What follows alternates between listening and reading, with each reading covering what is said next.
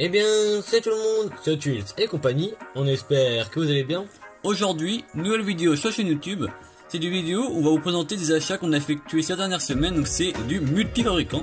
Donc du Tuils, du Majorette, du Matchbox, du M2. Voilà, donc de tout type de véhicules, donc de la muscle cars, mais également des véhicules européens.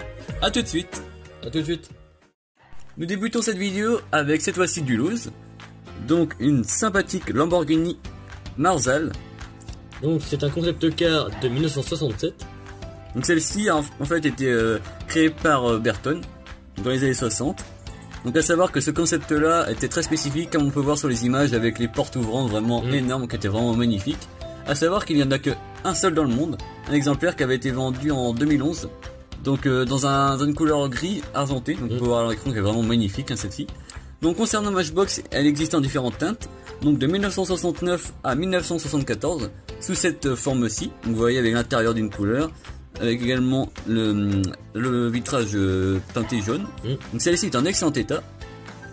Donc ce concept car là a inspiré ensuite une voiture de série, Lamborghini Espada 268. Voilà. Donc celle-ci bien sûr a eu beaucoup plus d'exemplaires, étant donné que ce n'était pas un concept car.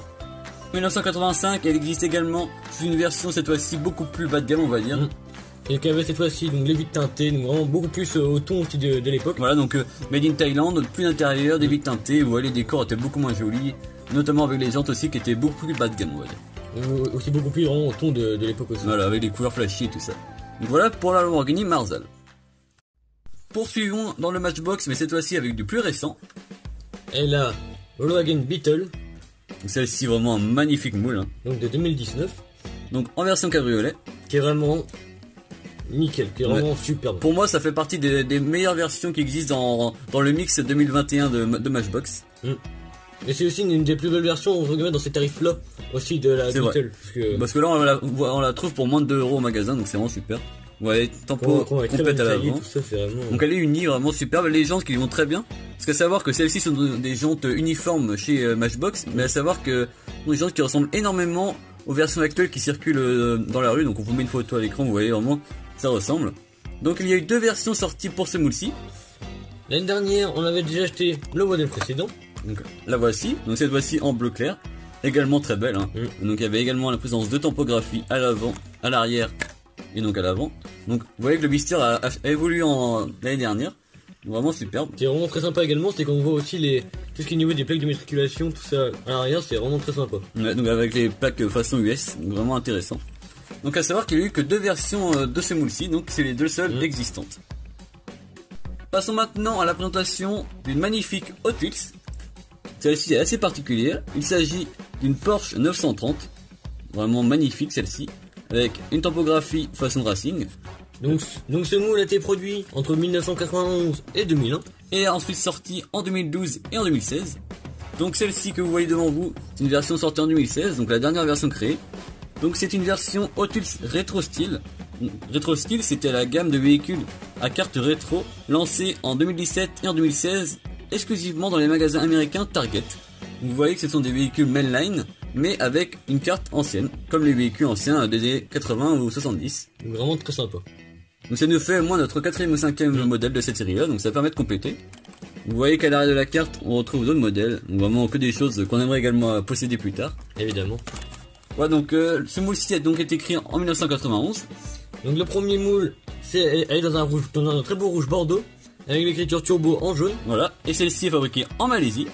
Nous avons également la chance d'avoir la version sortie en 1997. La voici.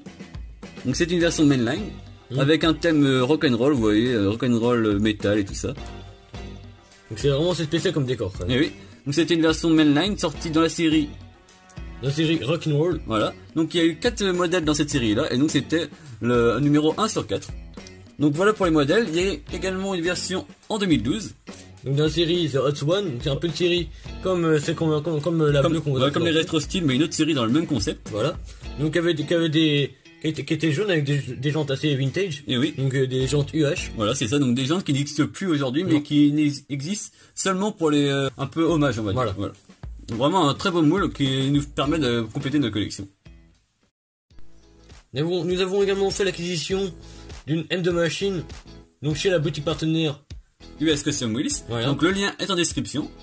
Il s'agit d'une magnifique Ford Mustang Boss 302 de 1970. Celle-ci vraiment c'est un bijou, vraiment magnifique. Donc tous les détails sont présents. Et qu'elle est belle. Vous voyez avec la carte magnifique, dans la carte aux couleurs de Goodyear. Donc vous voyez que c'est en fait l'arrière de la carte, c'est une publicité d'un magazine américain. Vraiment les détails sont vraiment bien présents, ça fait vraiment plaisir d'avoir ce genre de modèle-ci. Donc à savoir que c'est vraiment abordable au vu de la qualité du véhicule, hein, on va dire que ça coûte entre 6 et 10 euros. Et c'est bien sûr châssis métal, voilà, vous voyez les typographies complètes, le capot à l'avant s'ouvre, donc ce qui permet de voir le moteur, l'intérieur également, les pneus en gomme, les jantes qui sont spécifiques, vous voyez que vraiment les belles jantes qu'il faut de l'époque, le châssis est en métal, c'est vraiment très sympa de voir un assez beau modèle. Ouais, donc vraiment, plus une belle Mustang en plus dans notre collection. On voit à l'arrière du Wister, on retrouve la publicité, donc avec la marque. Et également, on peut voir l'année normalement, vous voyez ici, 2020. Donc voilà, donc les derniers modèles qui sont sortis l'année dernière, qui sont en fait fabriqués l'année dernière pour cette année-là. Un peu comme les Lotus, en fait.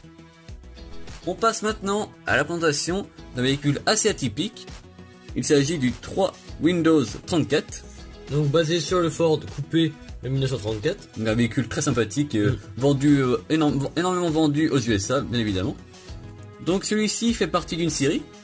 Donc la Fire Department Road. Voilà, sorti entre 2 années. Donc, entre 2000 et 2001.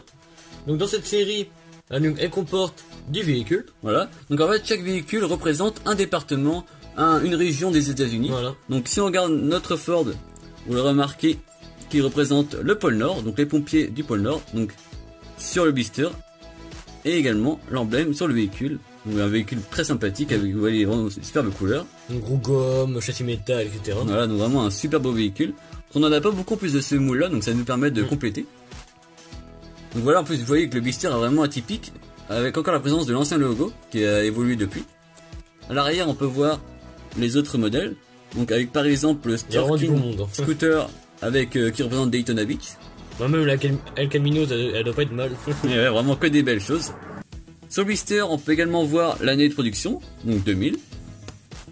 C'est quand même un très beau blister quand même. Vraiment, c'est très atypique, ça change des blisters soit en car culture ou soit en mainline. Donc là, on peut voir également marqué série 1, le numéro, donc le numéro 3 sur 12. En fait, c'était 6 véhicules chaque année pendant 2 ans. A savoir que cette série-là sera réitérée en 2009, mais sous un autre distributeur. Ouais. Car celle-ci était exclusivement vendue chez KB Toys. Voilà, qui est une chaîne de distribution de jouets, voilà, comme les Toys R Us, King Jouets, voilà, tout ça. Ce moule-ci a eu une carrière assez longue et est toujours fabriqué aujourd'hui. Voilà.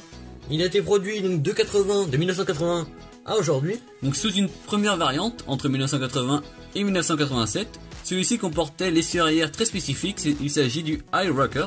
Donc vous l'avez remarqué, à l'arrière, l'essieu pouvait se monter pour faire vraiment la version hot rod, donc très sympathique. Donc la première version était fabriquée à Hong Kong, donc elle était dans un très beau rouge, ouais. Vraiment superbe, assez compliqué à trouver malheureusement.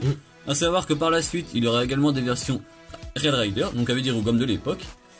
Après 1987, la version est donc simplifiée, l'essieu arrière High Rocker disparaît, et donc vous aurez des versions plus simplifiées, dont notamment une version en 1990.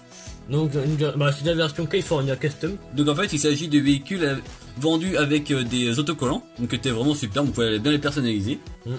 La dernière version sortie à ce jour est sortie en 2013.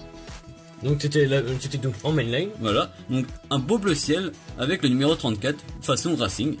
À souligner également, ce moule compte à ce jour plus de 80 versions quand même. Voilà, donc en comptant bien sûr les changements de pneus, les changements de jantes, de châssis ou de fabrication. On passe maintenant à la présentation d'une majorette. Donc on change complètement d'univers. Avec cette fois-ci la majorette Sport Car. Donc qui est évidemment basée, j'espère que vous l'aurez reconnu, sur un Ferrari 288 GTO quand même. Alors, vous mettez à l'image le vrai véhicule. Donc par manque de licence ou par perte de licence, Majorette l'avait renommé Sport Car. C'était bien plus simple bien sûr. Hein. Donc celle-ci dans un vert assez fort, hein, assez bien pailleté. Donc elle est en bon état général. La peinture est comme un peu beaucoup épaisse. Voilà. C'est vrai que ces véhicules-là n'étaient pas très détaillés hein, pour l'époque. Même les ailes, même pour ce qui est des ailes à l'avant et du capot, on retrouve même plus les détails tellement que c'est épais. Donc celle-ci a quand même un intérieur. Également à l'arrière un arrière ouvrant.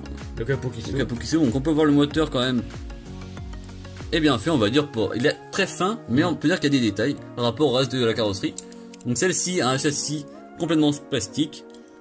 Ah, petite particularité, on peut voir qu'il y a l'essieu avant qui bouge, donc c'est assez... C'est bien fait pour la miniature. Voilà. Donc à savoir qu'il y a différentes versions, dont notre couleur. Une autre en rouge. Voilà, des versions avec du rouge, mais également des petits décors sur la carrosserie. Donc voilà pour ce moule-ci. Si vous avez des informations, n'hésitez pas à mettre ça en commentaire, car vraiment on ne trouve pas beaucoup d'informations sur ce moule-ci. Et également sur cette gamme-ci qui était assez spartiate, on va dire. En plus même on voit vraiment que c'était comme si ça avait été flouté ouais. Ici. Ouais, parce que bien sûr c'est made in Thailand, des années 90. Forcément. Donc voilà pour la majorette. Passons maintenant à une Dodge Viper SRT de 2013 pardon. Donc celle-ci, une mainline, vous l'aurez reconnu. Très très sympathique. Hein. J'adore cette couleur là, même les feux à l'avant, vraiment magnifique. Et vraiment très très belle. Donc celle-ci est sortie, vous l'aurez remarqué, en mainline en 2014 dans la série Hot Wheels Workshop. Donc ce moule a été produit, est toujours produit d'ailleurs, donc à partir de 2012. Voilà, donc c'est une version rouge foncé, à savoir que la première version est extrêmement compliquée, car vendue ou alors peut-être donnée sur le stand de Dodge au salon de l'auto de New York en 2012, donc très très compliqué à retrouver aujourd'hui. À savoir qu'en 2012, elle sort également en Hot Wheels, donc c'est presque la même, en mainline, à une condition près. Il y avait le rajout de bandes sur le pare-brise et sur toute la carrosserie, donc qui a changé par rapport à la version du salon de l'auto de New York. Donc la nôtre est donc de 2014. Voilà, donc elle est vraiment superbe, hein, vraiment. Plus jamais le contraste de couleurs avec les feux, ça va vraiment très bien. Même les jantes qui vont bien, je trouve. Donc en mainline forcément, dans la série Workshop. Voilà, donc à savoir qu'elle est également sortie la même année en bleu, les mêmes décors, avec les mêmes versions, les mêmes topographies, sous une autre couleur. Donc cette année, elle est sortie en violette dans un exclusivité multipack, donc un pack soit de 10 soit de 20. Donc assez maintenant facilement trouvable maintenant, mais qui était assez compliqué au départ. Donc c'est également sympathique parce que c'est une belle couleur, donc ça lui va bien. Donc voilà pour toutes les versions. À savoir qu'il y a eu 14 versions de ce moule-ci, donc plus simple à trouver malgré la première version que par exemple la 3 Window de 1934. On termine cette vidéo avec un modèle assez compliqué à trouver et un peu plus exclusif que la Dodge de tout à l'heure. Donc celle-ci, c'est le Chevy Truck de 1950. Celui-ci vraiment superbe, hein. Un beau truck comme on les aime bien. Voilà. Donc un pick-up double cabine. C'est vraiment très sympa quand même. Donc avec un spectre à flamme marron. Marron orange, c'est assez spécial. Donc celui-ci est sorti entre 2 années bien évidemment. Donc entre 2006 et 2011. À savoir qu'après 2011, Hot Wheels voulait le continuer à l'exploiter.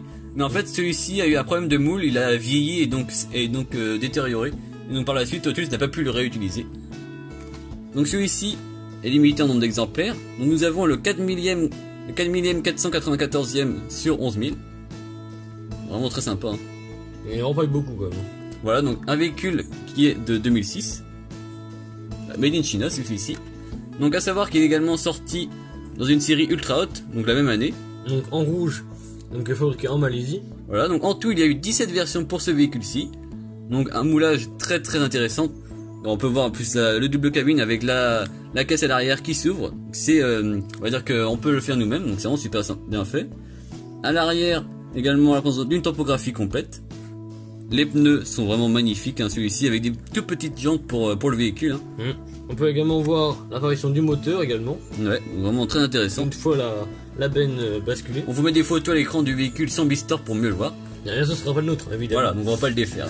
À savoir que là vous voyez le Chevy Truck en double cabine, mais si on compare par rapport à un simple cabine de mêmes années, vous voyez que ça reprend vraiment la même base. À l'avant par exemple vous voyez, donc là c'est une version mainline, hein, mais vous voyez que ça reprend vraiment les mêmes bases en simple cabine et en double cabine. Et vous voyez même sur en deux profils, vous voyez que c'est vraiment le même véhicule de base qui ont été repris pour faire ce véhicule-ci, donc vraiment intéressant. À savoir que c'est plus rare de trouver des doubles cabines que des simples cabines. Évidemment. Donc ce véhicule-ci n'est jamais sorti dans des versions mainline, mais tout le temps dans des versions Rail Rider. On arrive donc à la fin de la vidéo. Si elle vous a plu, n'hésitez pas à vous abonner sans oublier la petite cloche pour ne louper aucune vidéo. Voilà. À liker également. À laisser un commentaire et à vous dire votre modèle préféré. A plus. À plus.